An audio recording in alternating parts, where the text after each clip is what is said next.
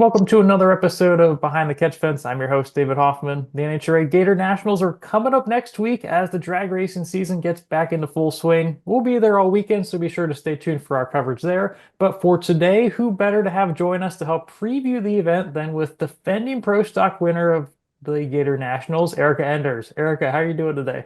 I'm good. How are you? Doing well. I appreciate taking the time. Obviously, defending winner of the event. It took you, I guess, a little bit longer than we would have hoped to win at the Gator Nationals. But take me through that win last year and this, how, and just, just winning there for the first time. Well, we all know how prestigious the Gator Nationals are. They sell out every year. It's probably the second most prestigious race behind the U.S. Nationals at Indy. So obviously, it had been on our list for a long time to want to accomplish that victory. And for whatever reason, I just have not had Lady Luck on my side at Gainesville the years prior to our win last year. The year before, my car, we qualified number two by 1,000th behind my teammate TJ, and my car wouldn't fire first round. We got it back to the pit, didn't touch it, fired right up. Year before that, we set the world record first round, and I don't like to admit, but I lost on a hole shot to my then teammate Bo Butner. I mean, and you just go back all these years, and it's like, what the crap is going on? Why can't we get it done here in Gainesville? And I guess the way the stars aligned, and we were coming off of our was it fifth world title at that point, to come into Gainesville at the season opener and be able to score that win, especially on the heels of winning the Pro Superstar Shootout a couple weeks prior. So it was definitely an exciting way to start our season, and the Gator Nationals again are super meaningful. So I was excited to check that one off of our list, and I'm hopeful that that will start a new trend at Gainesville, and we can go on to do bigger and better things there as well. So obviously, high hopes for the 2025 season, especially on the heels of the way my year went last year. A little bit of a lackluster year from car performance, driver performance, just across the board. Not a report card I was proud to turn in. So, long answer to your question. I'm ready to get the season started. I'm ready to go back to Gainesville, especially as the defending event winner, and we'll see what happens. I'm always curious. You hear about these marquee races in the sport, and obviously the Gator Nationals is one of those. Just whether it's off the track, on the track, why do you feel it's become one of these more staples of the sport that you want to win and you have to win as a driver? Man, I don't really know. Even as a kid before I turned pro, just as a fan watching the sport, like the Gator Nationals was like, bam, the Gator Nationals. And, as I grew up in racing, it always seemed to be prestigious. And then as a pro, like you really get to understand the feeling of it. And the fact that we sell out there almost every year is pretty cool. And ever since COVID, we've started our season there as well. So kind of nice change of pace as far as starting on the East Coast instead of the West Coast. But yeah, I don't know if I can put my finger on what makes it that way, but I think everybody's just ready after a long, cold winter to get back on the racetrack. And Florida usually provides, great atmospheric conditions for fast runs, are conducive for fast elapsed times and mile per hours, but also just a little bit of sunshine instead of those cloudy, damp winter days. So I'm excited to head back down to Florida. And you kind of mentioned a little bit a couple minutes ago about how last year was and what you would have hoped it would have been. Just how would you describe last year, just in terms of just you mentioned performance and that sort of thing. Just what went wrong last year? A lot. I mean, again, same answer. I don't know if I can put my thumb on one thing, but starting off with a bang like we did, I mentioned winning the Pro Superstar Shootout. That was our inaugural event with Pro on Flow, and it was awesome and just like an epic win. One of my most favorite drag racing wins of all time, and then to go score the win at the Gator Nationals, I was like, man, we're on a roll. We're winning the world championship this year, and that's every driver's goal, obviously. And from that point forward, it just went downhill in a hurry. And, I had a couple final round appearances and whatever. And I was doing an interview with Joe Costello and mentioned how bad my year was and how much it sucked and how disappointed I was in myself and my performance. And, then he reminded me, well, like, your really sucky year, you finished fourth in points. And I'm like, well, okay. Erica, like, 10 years ago would have been pretty excited about that. So I try to keep that in perspective as well. But I know that we're not going to go out there and win every race, and I know that we're not going to win the championship every year. But with the group of men that I have together on my team, like I feel like the sky is the limit. And we had some serious issues last year. Like it was my first year with my new car. So we were kind of working out the kinks in the new car, and every race car it's like a person. It has a different personality, and you find out it you can build them exactly the same, and their tendencies won't be the same, and they won't operate the same. So we were picking through some of that stuff. Um, I was trying to get comfortable in the car. They changed the pedal configuration in it, and I had it back at the chassis shop a couple of times, just trying to get comfortable. And I joke and I tell the guys, like, look, I'm good at one thing. I'm good at letting the clutch out. Like, why would we change my pedals? Like, I could not get comfortable in the car. So I also realized these things sound like excuses, but just kind of working through like the valleys that we went through, and then my crew chief, Mark Ingersoll, has been battling a lung disease and ended up getting on the list for a double lung transplant. So we lost him for medical reasons. He's still alive. I didn't mean we lost him, but like he wasn't able to come to the track like the whole entire countdown. He had the lung transplant in October. My lead engine builder and EFI tuner, Jake Hairston,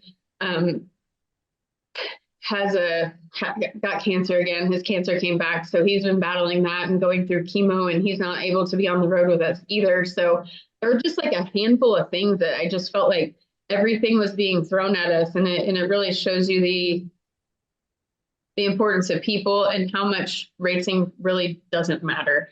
And maybe that's the lesson that God was trying to teach me last year. I always try to find the silver lining in it, and as a Christian, trying to understand, okay, I'm listening. What are you trying to teach me? So I'm hopeful that I've learned those lessons. And, unfortunately, we're starting the year again off without Mark and without Jake, and without Robert. So it's there's a lot of things that we had to battle. So again, rambling on, long answer to your question. We had a number of things, from a new car, from not being comfortable in the car, from losing key players on our team, and it just kind of snowballed for me. And then you turn around and you look, and my teammate Aaron Stanfield just like was a baller last year and had, 8 or so, you'll have to check me on that, victories, and went to a whole bunch of final rounds and was in contention for the world championship right down to the wire. So I found a lot of saving grace in that, and like being there for him and all of us drivers. Like we work together, and how we set up our clutch linkage, and we go up and we meet after our runs, and we kind of bounce some things off of each other. So that was kind of like the saving grace last year, was that, Aaron had a really successful year. Jeg did really well. TJ, we battled with his car as well. And then the Quadra brothers, like it just, I kind of like just buried myself in my teammates. So that's something that's really beneficial about having a big group like we do. So. And going into the off season, obviously, in a way, you're almost, I would imagine you're probably a little bit happy to just have that off season to reset in a way after everything just gets piled on. Just what has been the mantra, or just the message that you guys have been kind of going through to almost refuel your energy to go into this year?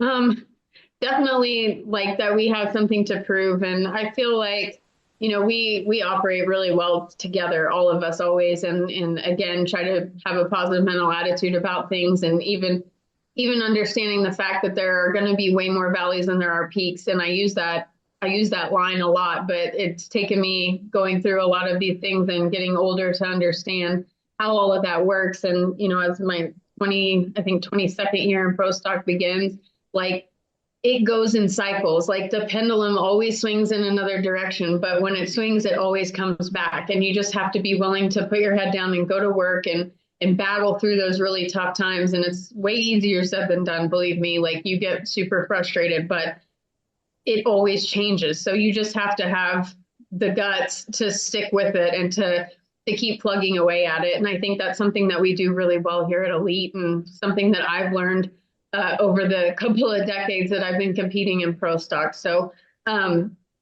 just a whole bunch of lessons that you kind of learn when you're going through these things, but it will swing. And, if it doesn't, it's not, we're not curing cancer. It's not the biggest thing in the world, but, we have a lot of great partners, and I have 56 guys on the road full time that, they sacrificed their lives just like we have, and they believe in it and they want to do well. So I tell them all the time, just stay positive. We can't let this get us down. So I got a great group of men behind me. I'm sure it will turn around just because you guys have done it time and time again. And like you said, yeah, it'll swing one way, and then here it goes again, a couple wins in a row, whatever else, championship. But And you usually mentioned, yeah. if I get mad enough, I have something to prove. And they kind of joke about that on the TV coverage, that if I have a chip on my shoulder, things usually things usually go in our favor. So I'm just gonna try to come out this year, again, easier said than done. But like in 2022, when I showed up in Pomona, I was like, I have something to prove, and I'm going to try to have the mindset that I showed up with in 2022. I'm going to try to have that mindset this year, because it was my career best year, super successful, and I gotta get back there mentally. So. Well, that pro stock field better watch out, that's for sure. You mentioned about like kind of having to switch between cars, getting all that the little things ironed out. I'm assuming you have the same car for this year then as last year, or is it a little different? When Jerry Don Tucker was driving my championship car from the years prior. So when he opted out, he's got a business to run in Oklahoma, and he's going to compete in Mountain Motor Pro Stock because there's way less races. So he'll be able to stay at home and focus on his business. But when he left, I asked if I could have my car back, and Richard and Chase and Mark said yes. So I am back in my championship car this year. It's a car that I won 4 world titles in. So she feels like home, and we've done a lot of great things together. So I'm hoping that maybe that's the change that I needed. But regardless of how we do, like I feel so much better in this race car. So Well, it's a lot of things to look forward to for sure. yeah. Glad to hear everything's sort of ironed out with that. You're looking at the pro stock field as a whole. I mean, it seemed like last year, especially down the stretch, it was between 4 drivers in the semis every single race. It was yourself, Greg Anderson, Dallas Glenn, and obviously your teammate Aaron Stanfield. Do you feel we could see a similar type of thing this year, or could it change with the off season and additions to different teams?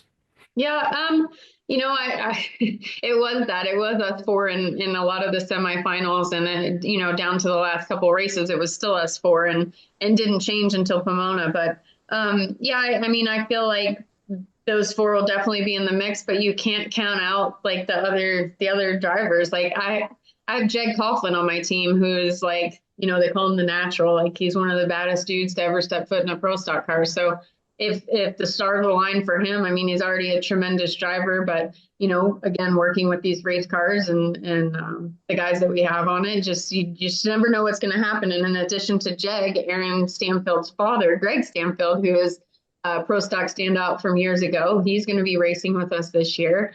And you go across the waters to the dark side, and the roster that KB has over there. I mean, Dallas and Greg, and they're always a force to be reckoned with. So I think there's a lot of people that can go out, and with as tight as the pro stock field is, ET wise, the races on Sunday are won and lost by thousandths of a second, which usually comes down to the driver's left foot and being able to shift properly. So I think week in and week out, there's probably, I mean, it sounds crazy, but 8 or 10 cars that have a capability of winning, like solid.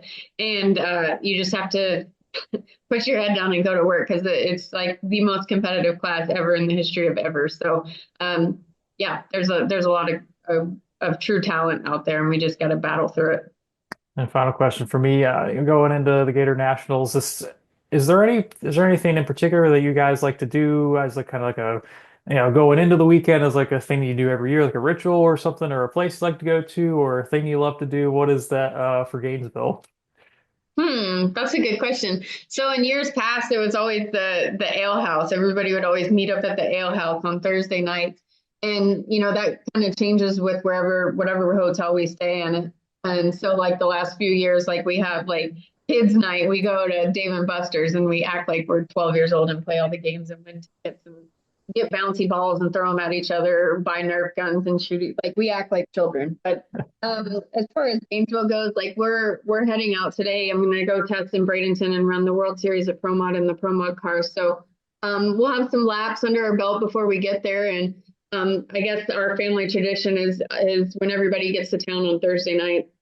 We have a chef that travels with us, so he cooks for us on the race weekends. But Thursday night is kind of a free for all. So we all get together and we go bombard a restaurant, just have good dinner as a race family, and that's kind of our tradition, week in and week out, not just Gainesville. So again, I'm definitely looking forward to the weekend. I know all of my guys are as well, and they're kind of scattered with having upwards of 11 teams. It's a lot of moving parts and a lot of logistics, but when we all show up, it's kind of like a family reunion, even though we're a traveling circus and we get to do that every week. So I'm looking forward to it. I know the guys are as well. And and the way that the season starts with out in Gainesville, we call it School Picture Day.